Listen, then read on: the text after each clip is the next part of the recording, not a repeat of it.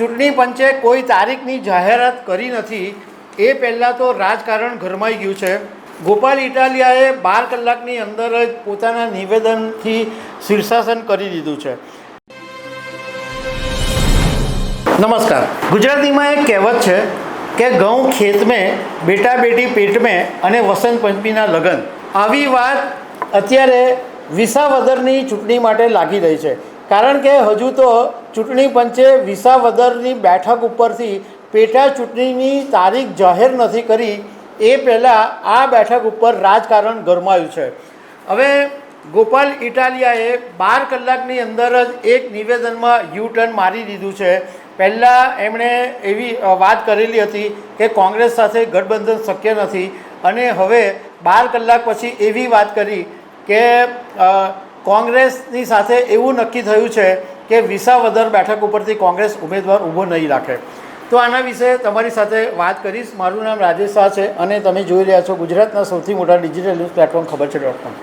વિસાવદરની બેઠક ઉપર આમ આદમી પાર્ટીના તે વખતના ઉમેદવાર ભૂપત ભાયાણી જીતેલા, પરંતુ એમણે રાજીનામું આપી દીધેલું અને એ પછી તેઓ ભાજપમાં જોડાઈ ગયા હતા અને કોર્ટની અંદર એક કેસ ચાલતો હતો, એટલે વિસાવદરની પેટા ચૂંટણી થઈ શકતી નહોતી। હવે આ વિસાવદરની બેઠક ઉપર ટોટલ 3 લોકોએ કેસ કરેલા છે, એમાંથી 2 લોકોએ કેસ પાછે ખેંચી લીધા। એટલે એવું માનવામાં આવી રહ્યું છે કે ગમે ત્યારે વિસાવદરની પેટા ચૂંટણી થઈ શકે છે, પરંતુ હજુ ચૂંટણી પંચે કોઈ તારીખની જાહેરાત કરી નથી એ પહેલાં તો રાજકારણ ગરમાઈ ગયું છે।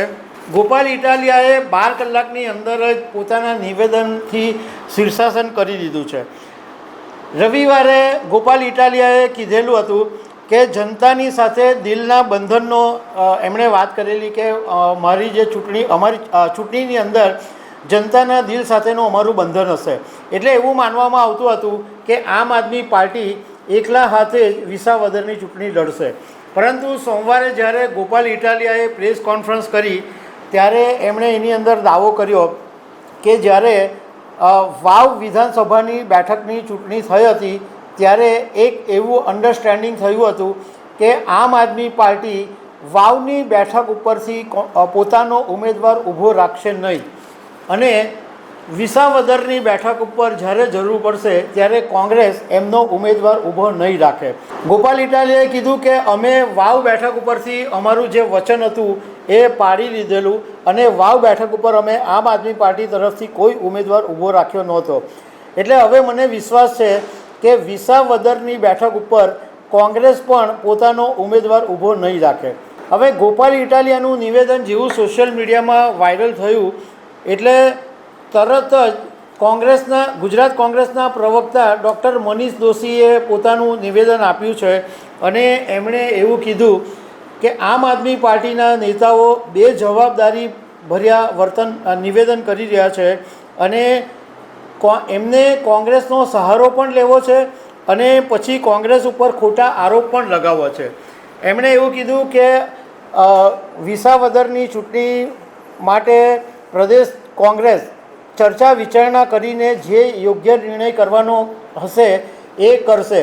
મતલબમાં આ વાત ક્લિયર છે કે કોંગ્રેસ અને આમ આદમી પાર્ટી વચ્ચે આવી કોઈ સમજૂતી નથી થઈ કે વાવ પર આ ઉમેદવાર નહીં ઊભા રાખે અને વિસાવદરની બેઠક ઉપર કોંગ્રેસ એમનો ઉમેદવાર ઊભો નહીં રાખે।